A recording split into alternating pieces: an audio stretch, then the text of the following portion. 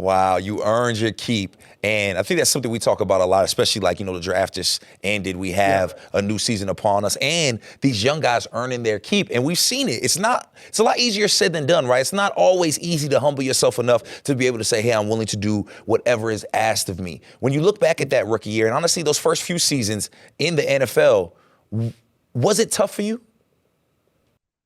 Not physically. See, I've always felt everywhere I've been, I was head and shoulders above my peers.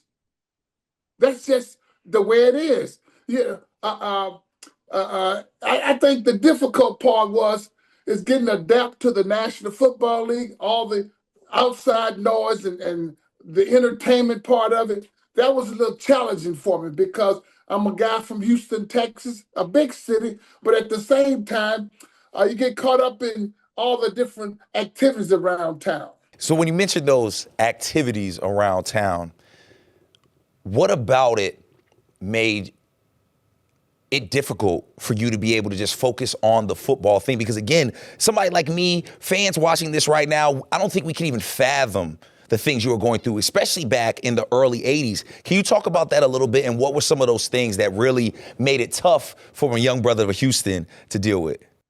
Thank you. Thanks for asking that question. Well, I remember I was a rookie, and in Washington, there's such a strong fan base here. And I went out. A lot of the Redskin players would go to a place called Pall Mall. It was on M Street, right across the street from Clyde's. And I went there and I had recognition. And I want to tell you something is that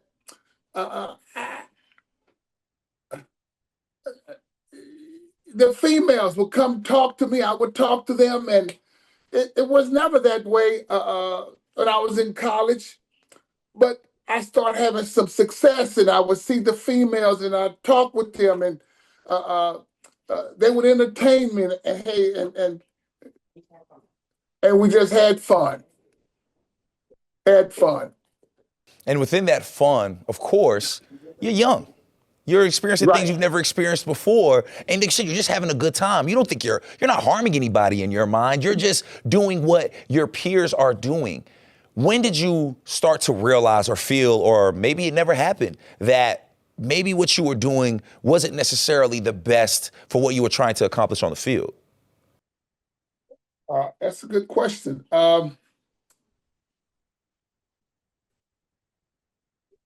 Well, my first year in the league, I really just focused on football, and that was pretty much it.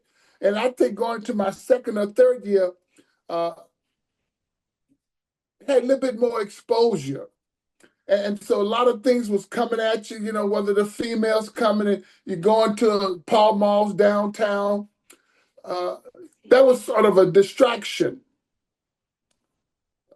And I would say that it was a little difficult because, then the females coming in. And I remember, yeah, I just remember this young lady talking to me and uh, about football, and she was telling me what she saw, and she was sort of informative about football. She knew a little bit about football, and she asked me. We just had a conversation, and it was all football. And Dexter, when you go and look at that time, was it hard to realize what you were going through in the moment? Because during this time as well, yes, you're doing these off the field things that I don't even think most people are aware of yet at this point, but you're on the field and you're making plays. You're getting those sacks. You're doing all of the things the team needs you to do on that field. Did that make you feel at times like, okay, I'm not doing nothing wrong because the product on the field isn't hurting? Did you go through that? Well, I tell you this, as an athlete, professional athlete, you have to get your rest. And so when you go out on the nightlife, it could be difficult. But I felt that at that point in time, I was tunnel vision. I was, my whole dream has been getting to the National Football League. So I was definitely focused on that my first couple of years in the league, and I stayed focused.